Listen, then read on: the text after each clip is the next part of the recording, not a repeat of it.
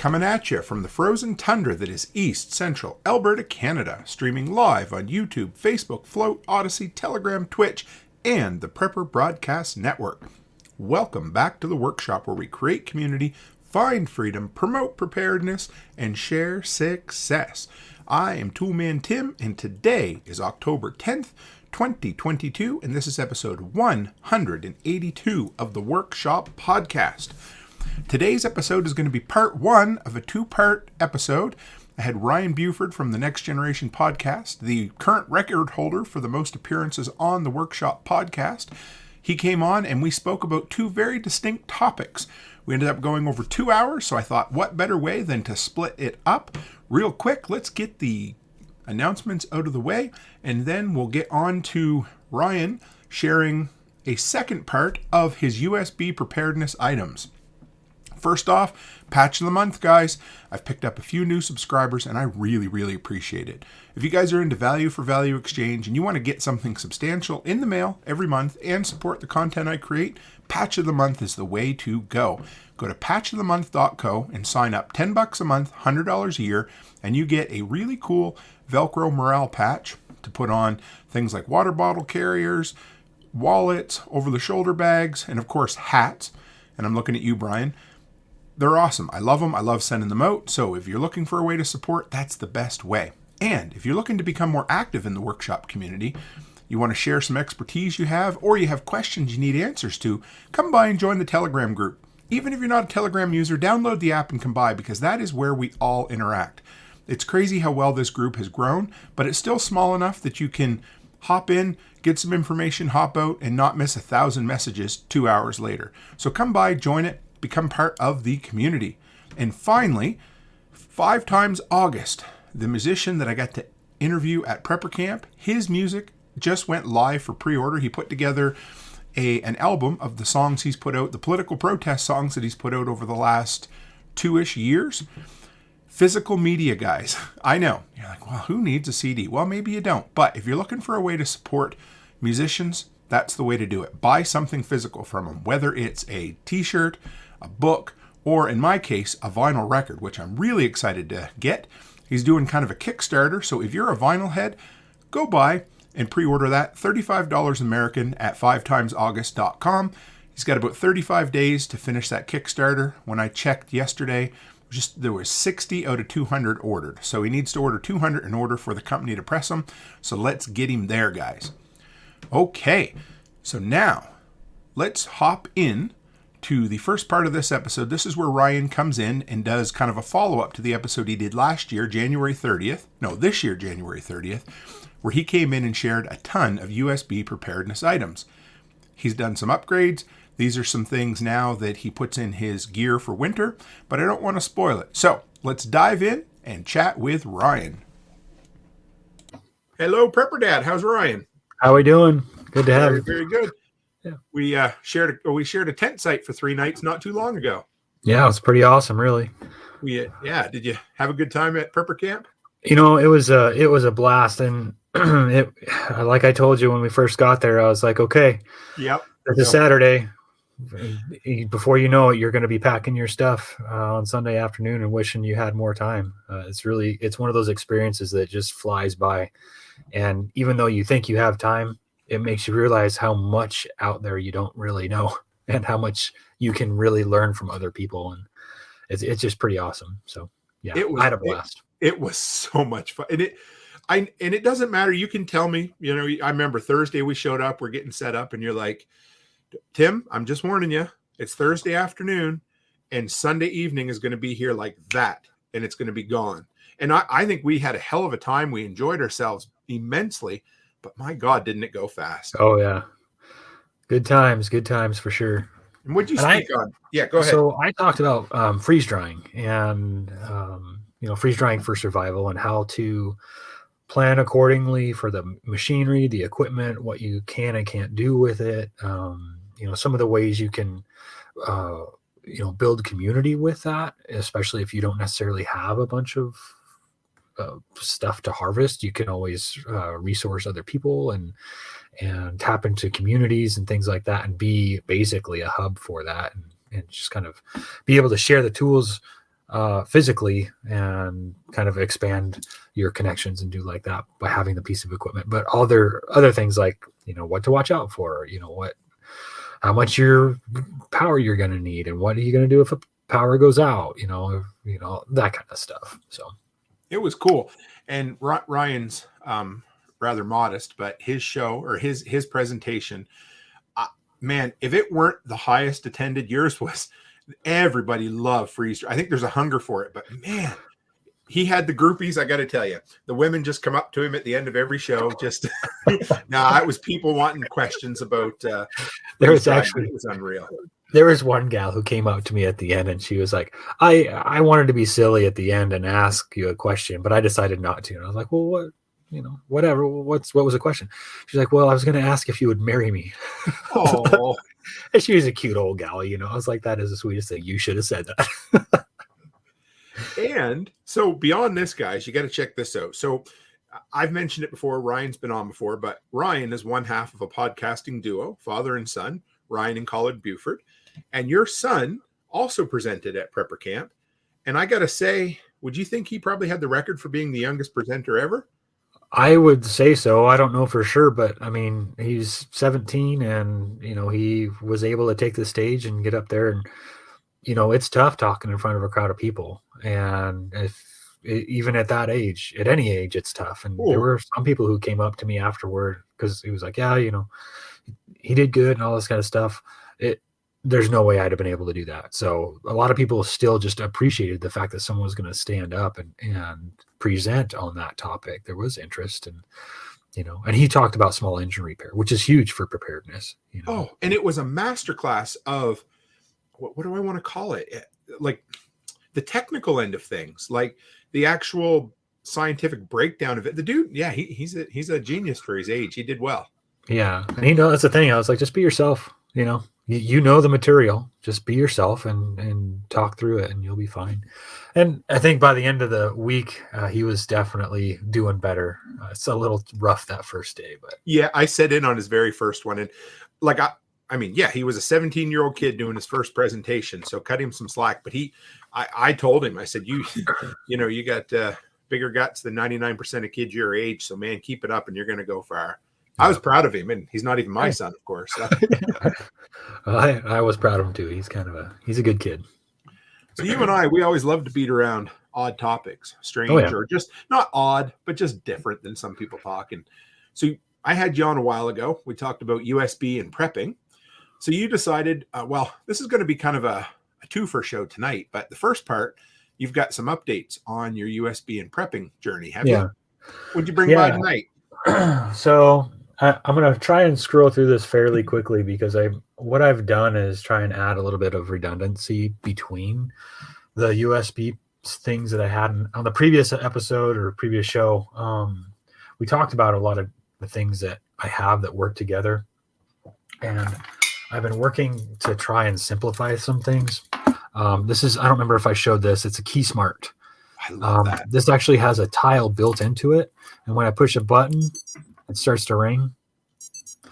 When that happens, my phone rings. It wouldn't do it at Prepper Camp.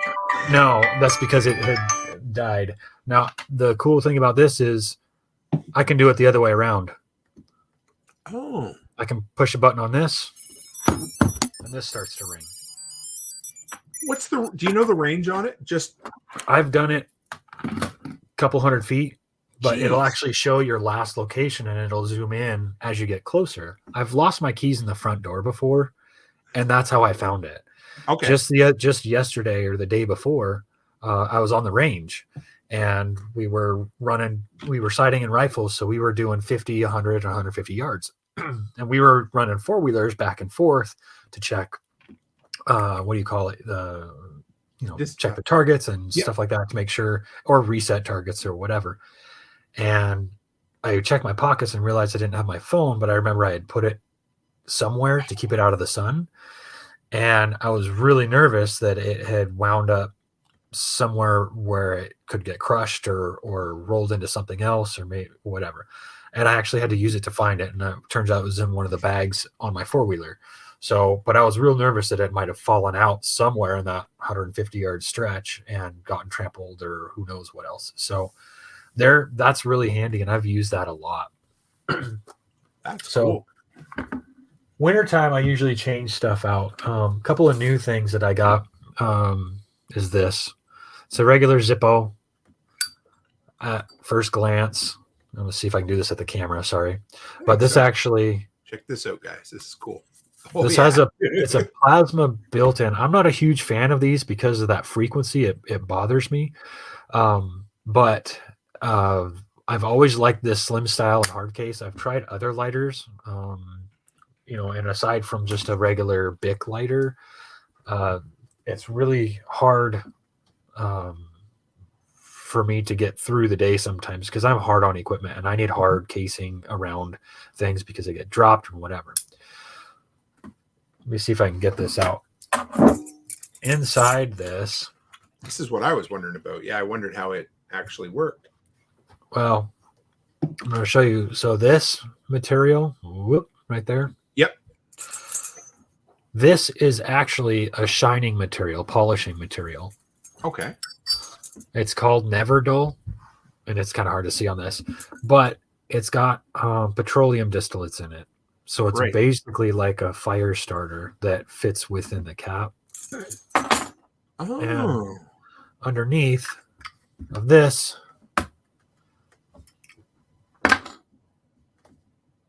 is a micro USB chip.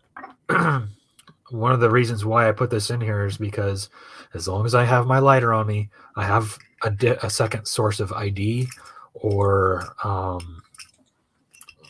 photos or proof of work, whatever it might be.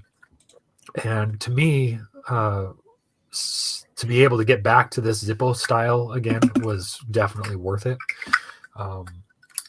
And so that's one thing that I changed. Oh, I didn't show you this either. So this is USB rechargeable, and that's what I was going to ask you. Okay, so question: do you have to pull that out? You have to pull that out in order to you have to pull this out to charge it, which is actually kind of nice because the sleeve protects that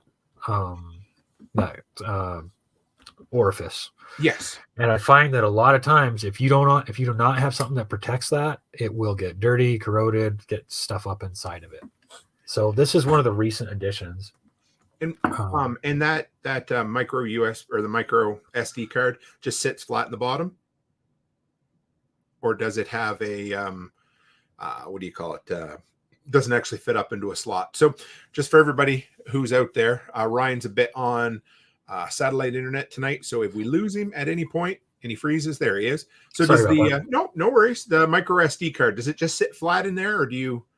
Yeah, I just perfect. Let's see if I can do this. So basically, I just set it flat in there, and then it's just small enough to fit. And most people aren't going to pull this out unless it runs out of fuel, right? Or when it charges. So if I'm using it frequently, or if I go to charge it, then I have access to that. So I could put whatever kind of information that I want, and then in some cases you can actually read those with your phone. I'm not quite there yet.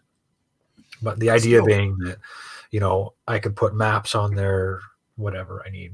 And I mean, even the cheapest, what are they, 64 gigs are some of the cheapest ones now. And I mean, what can you put? 64 gigs, you could put multiple seasons of TV shows if that's what you're into. I mean, it's crazy. Well, and some phones have SIM cards like that in them. So it might be a matter of changing out a SIM card to be able to communicate in a different way or on a different... whatever. Would have been handy for me when I was in the States. Yeah. Right. Let's see. Another thing that I generally change out for wintertime, and really that when I was on earlier, I wasn't really talking as much about this, but wintertime, I changed things up a little bit. One year I had to snowshoe to get home because the drifts were so bad. They basically were impassable. You couldn't even get a grader down the road to be able to shave it off. So I invested in one of these. It's a headlight, Actic. Yeah. But it'll run off a AAA battery. But this is what I really like. It's a USB rechargeable lithium-ion battery that takes up the same space as a AAA. Okay. But it's a pack. So, and it's kind of enclosed inside here. One of the reasons why I have this is because in the event that I need to have it on my head, this particular one has a red light, which is really nice, especially if you need to be discreet. And one thing I learned when I was camping here a couple years ago was that it's great to have a super bright light, but sometimes you don't want that. Sometimes you really need a low-key light, and that's one of the things that provides.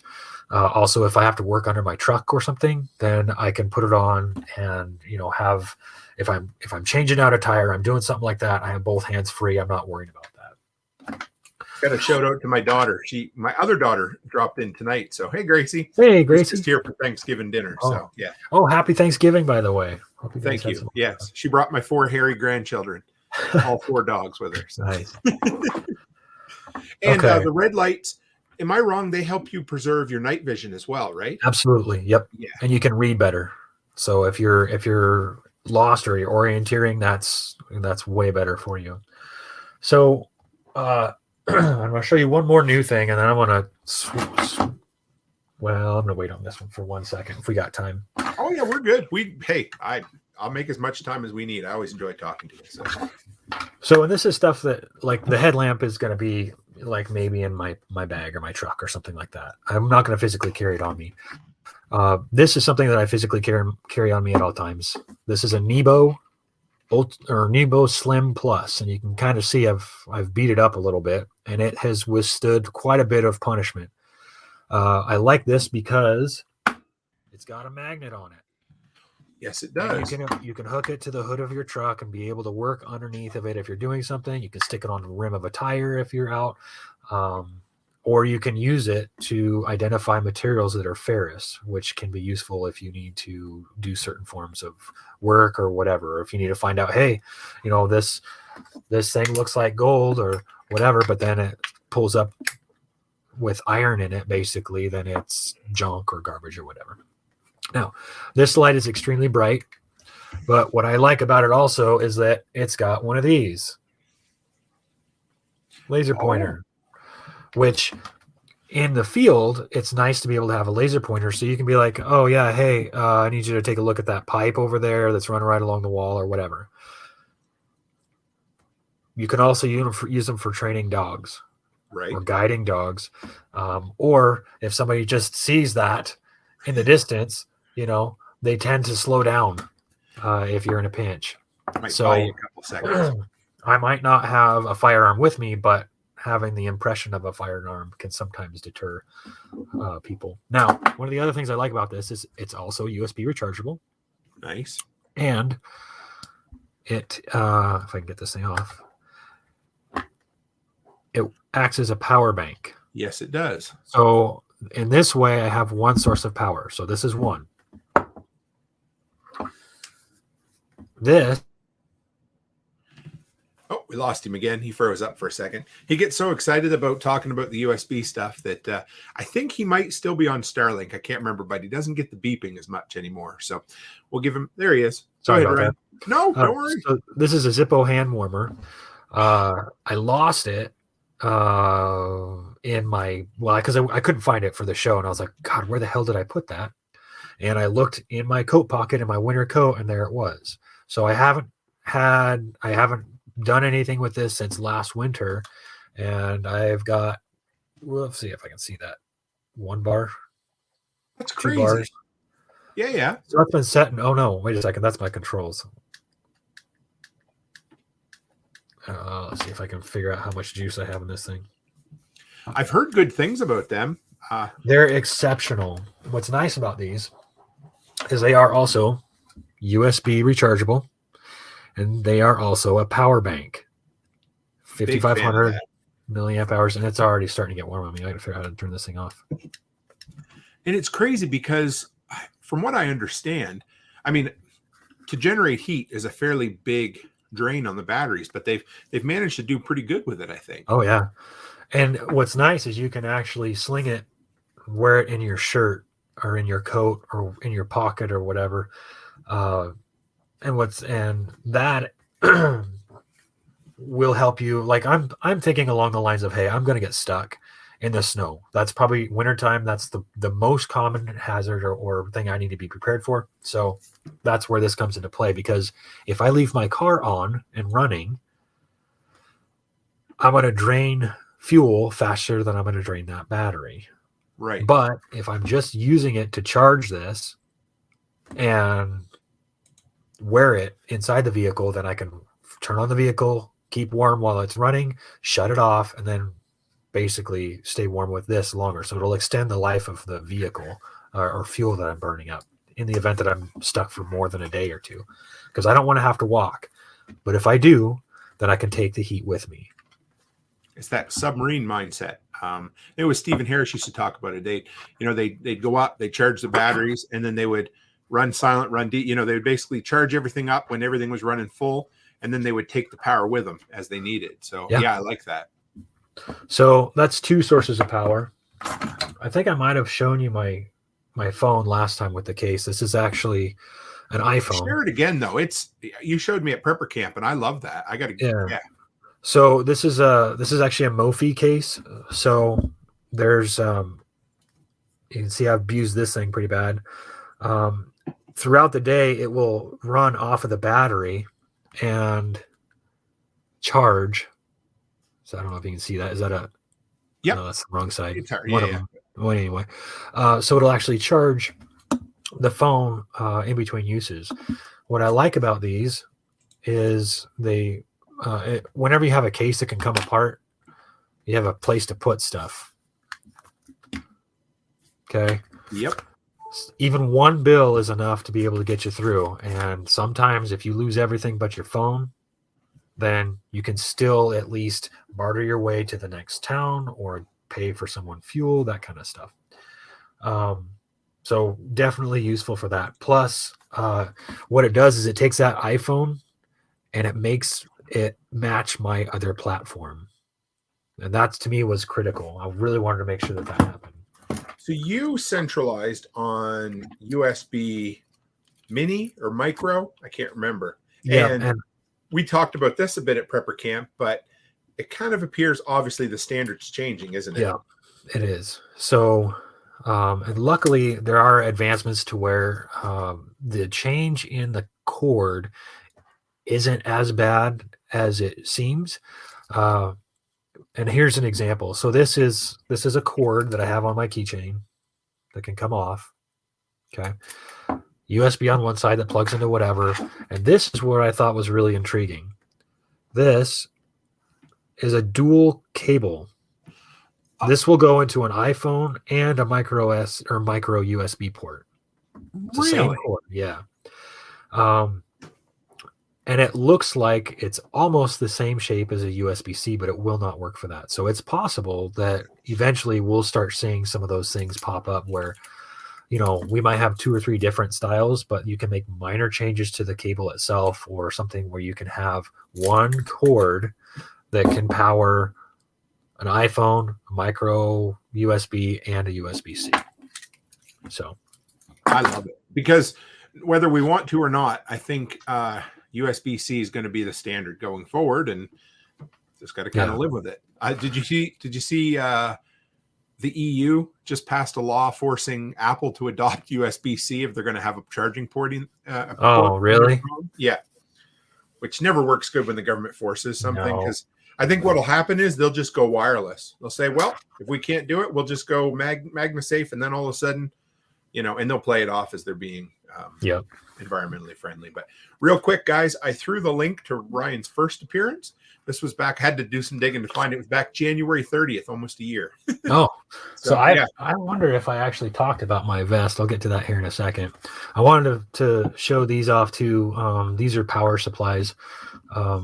It's a small, so here's the Zippo. Oh man, it's not very big. Okay. I don't know if I can match that up. Sorry, I'm not used to working on a camera, but this is actually a solar cell. Yes, it is. So love it. It's small. And Ryan has, I'll get him to talk about it too real quick, but he has a roll-out solar panel that has a cylindrical battery bank in it as well. Oh, there it is. Powerful. These are made in the United States. in Ohio, I believe. They're friggin' awesome. Yep. So this is actually a solar panel. And at the bottom is, sorry, camera again. That's okay. That's the actual battery power source, USB outlet, and an input if you decide you want to charge it. What's neat about this is it has pass-through charging, meaning that as it's solar charging the battery, it will pass through charge a device. So it will charge this battery and another battery off of this cell, which is really cool. Nice. I did bring a scale with me because what's really nice about this is how light it is. What was that called again? Sorry, the roll-up one? It's called Power Film Solar. Power Film. Okay, I'm going to put this. This little unit is excellent, but they're pretty proud of them. It's about $200, and I got to say, I have abused this thing for probably 3 years now, and it has saved my hiney in countless ways. Totals 9.2 ounces, which is not that much. You had that hanging out all weekend at Prepper Camp too, right? Yeah, that's what we use to get by. At Prepper Camp, we have two-way radios that are on a USB platform as well. And we didn't know, last year we showed up, we didn't know what kind of power, water, what access was going to be like. And so we brought, this is just a little one. I have a larger one. But, between the two of them, we were able to keep both of our phones charged, our power bank charged, and our two-way radios. So we could communicate. And, what happens when you don't have cell service on your phone? It dies. So yes. we were struggling to try and communicate by texting, and it was miserable. It was failing. So we really were having a problem with that. But knowing in advance that, hey, look, this could be a problem was enough to be like, let's take some two-way radios, and we went out of our way to get the USB ones. So Nate's a ham radio junkie, and we always play. We play a drinking game whenever we live stream. That whenever he mentions ham radio, we have to take a drink. So he says power films are good on QRP, low power ham radios. And then, of course, Chuck was just about to ask the question. So Nate didn't even know he was going to ask it, and he answered it. So go ahead, Ryan. Well, and they actually had that at Prepper Camp, and I had to pull aside and talk to that guy because the ham radio guys know how to get stuff, and they talk, which is awesome. Yes. But the guy told me that that sometimes power film or the military surplus will actually surplus the big ones. And this guy had one. I've been trying to get one for my truck because I want a tonneau cover that's a solar panel. That way I could roll it up and roll it out if I wanted to, and I'd have basically a power supply on my vehicle. Oh, that would be awesome. Yeah. Plus be able to cover. I'm going to show you my other new toy. This is something I'm pretty excited about. I'm still testing it. I've already found a few flaws, but it's something that I'm kind of excited about. I'm going to put you full screen here. Just hang on. Okay. See if maybe I will. I don't know. Hang on. How do I don't know if that's coming into focus or not. Let's go solo. Whoops. There we go. Whoops. There you go. Go ahead. So this is called, I'm going to try and do this as best as I can. I'm kind of working. This thing's cool, guys. This is called Roving Blue. Okay.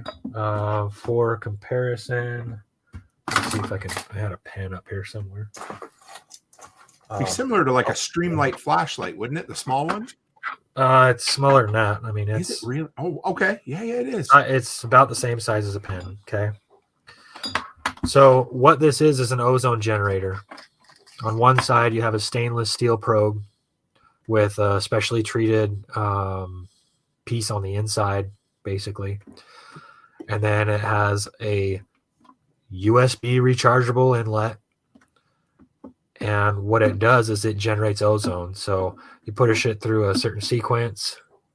Hopefully I still got juice in it because I've been messing with it all day. There we go. And what it'll do is it will actually ozone the water. I don't know if you can see that or not. It's starting to get a little bit cloudy. There we go. So what it's doing is it's pumping oxygen in the form of O3 into the water. And oxygen naturally wants to escape that. As it does, it winds up sanitizing the water. So Food industries are already using this. Hot tubs use this same thing to be able to avoid using as much chemical.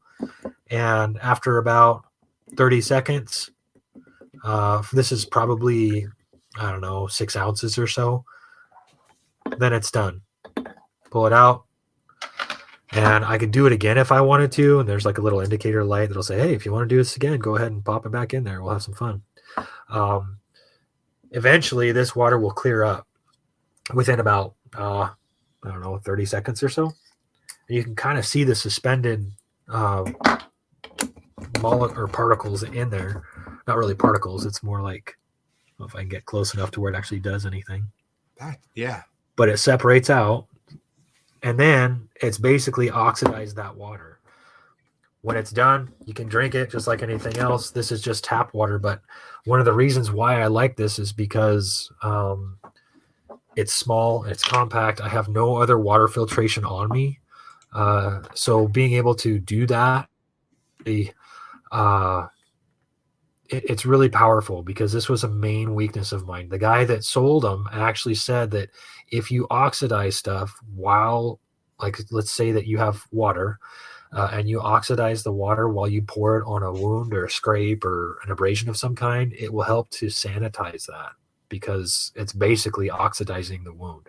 I don't know how true that is. I'm not going to test it out, but I am going to be doing some water testing on this to actually confirm what they're talking about and go from there. I think you blew away some people in the audience because when we talked last time, I might be wrong about this, but I'm pretty sure we mentioned water filtration as being a missing link in the USB system. But Pipin says, what? Pocket ozone machine for filtering water? I'm today years old when he found out, of course. Yeah. And both him and LG said, whoa. So it's amazing. Yeah. And they actually have a prototype of one that will screw on to a Nalgene bottle. You turn it on, flip it over, and then it'll ozonate that entire bottle basically within a matter of 30 seconds. So as long as the water is clean, as in doesn't have a bunch of sediment in it, then you can just run it right in with that, and it'll basically do one thing. It's a little bulky, and you have to use like a Qi charger for it, which kind of put me out of what I was looking for because I was like, shoot, throw me that USB and I will make it happen. I will find a way to make it work.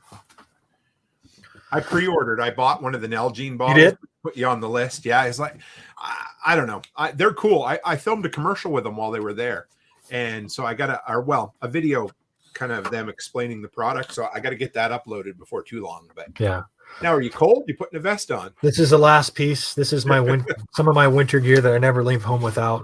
It's just a plain vest for the most part. It's actually a heated vest though, with basically a pocket. Most people are aware of these.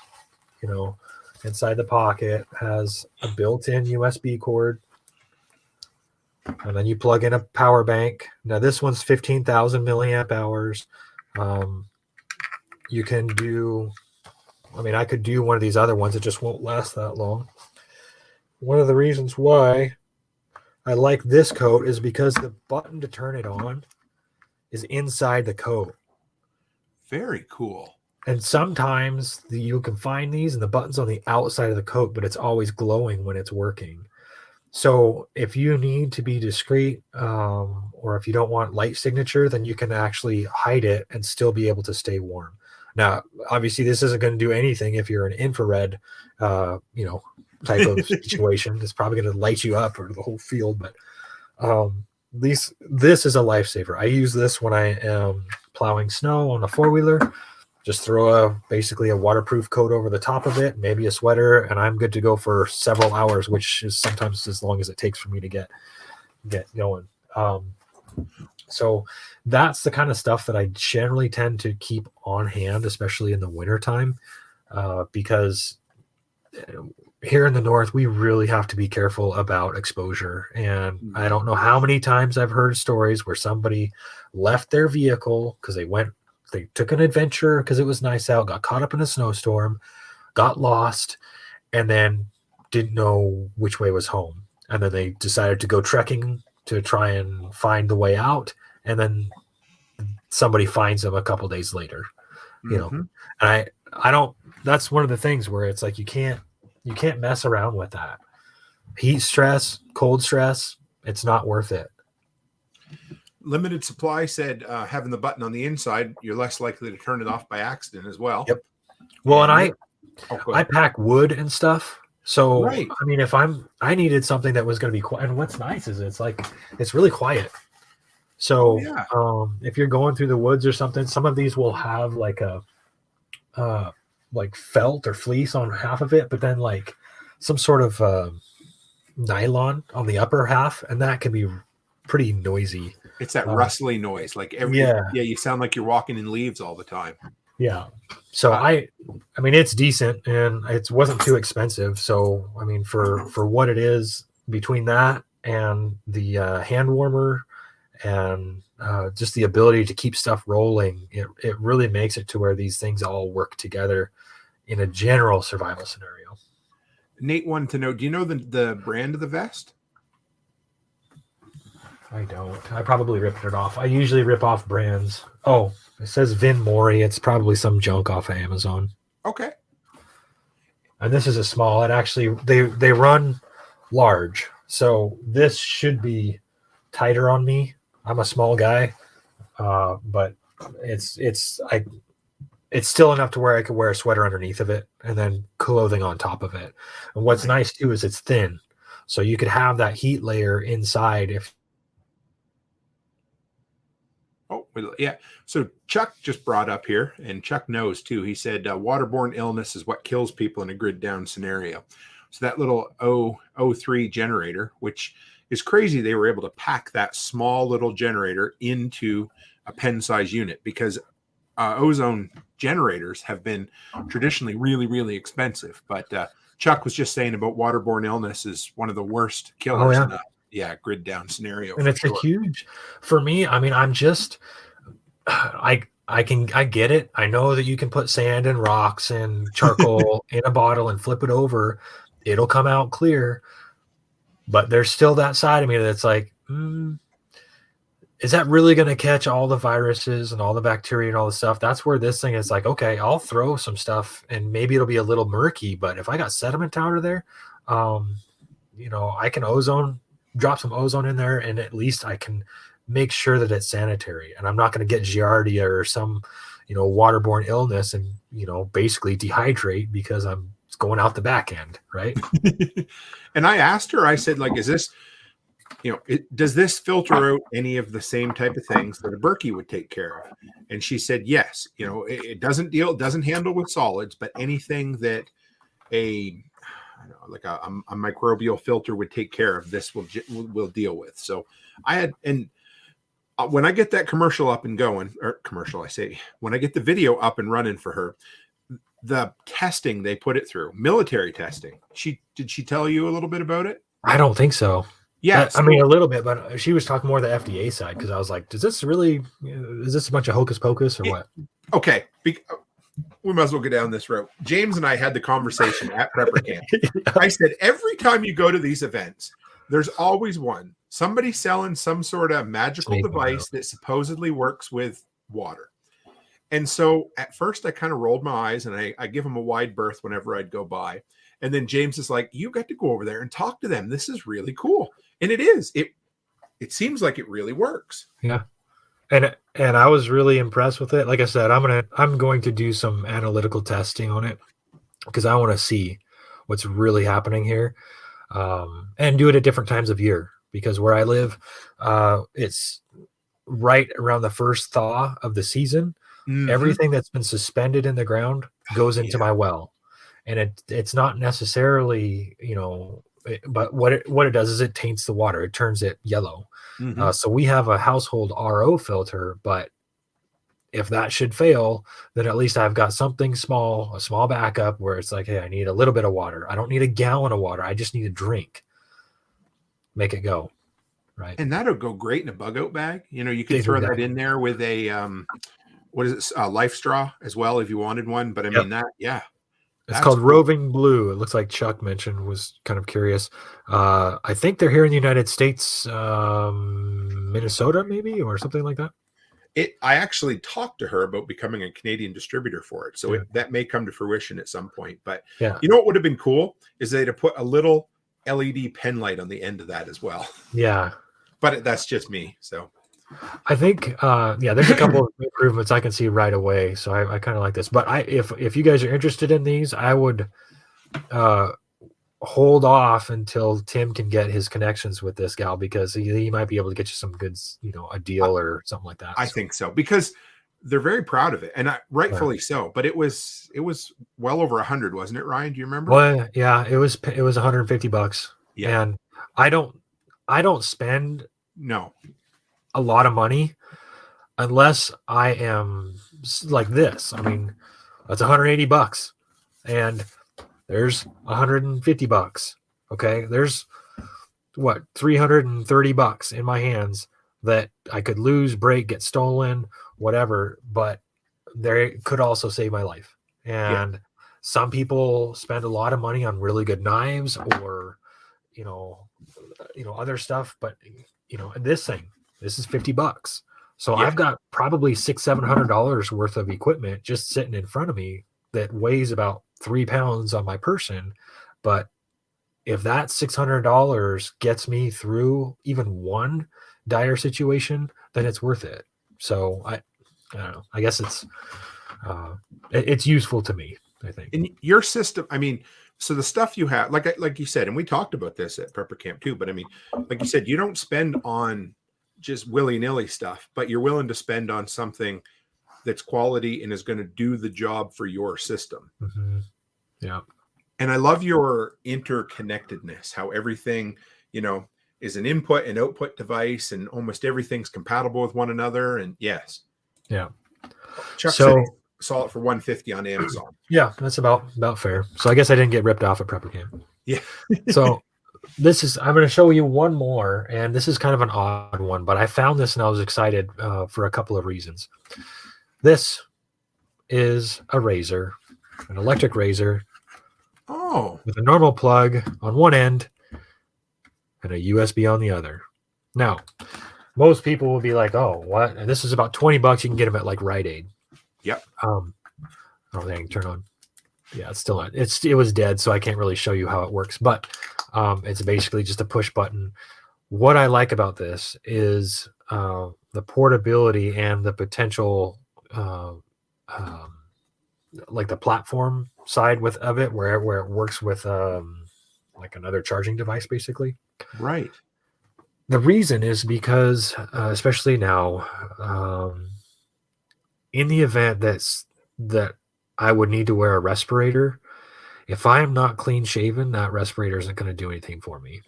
Right. So and I keep a respirator in my vehicle, in my shop or whatever, if I look up and there's a mushroom cloud hanging out in the distance, it's kind of daunting. And if I'm not clean shaven, I don't want to go run around looking for a razor. I don't like how it's noisy, but in a pinch, if there's other stuff going on, I can at least get by. And I just throw it in my work bag, and then if I forget to shave at work or before work, then I'm clean shaven before I go in. So I actually do use it. And it's not too terribly heavy. I mean, it's maybe 3 or 4 ounces. Yeah, 3.7 ounces. So, but I don't know. It's something I can take on a plane. That's important. Because if I have to get on a plane, you can take razor components, but a lot of times you can't take razor blades. So, anyhow. When I worked in the oil patch, we had to be what they call it, seal fitted or whatever for masks, because we dealt with H2S, and we weren't allowed to have beards. We could have mustache, but not a beard. And, some of the consultants would let it slide, but a lot of them wouldn't. And so they, if you show, and rightfully so, because there were wells I was on that, one sniff and you were done, just like that, right? You had to tube up. So they would make you dry shave with, an old rusty lady's disposable pink razor, and you never forgot it after that. Nope. Fit test. Thank you, Chuck. That's what I was looking for.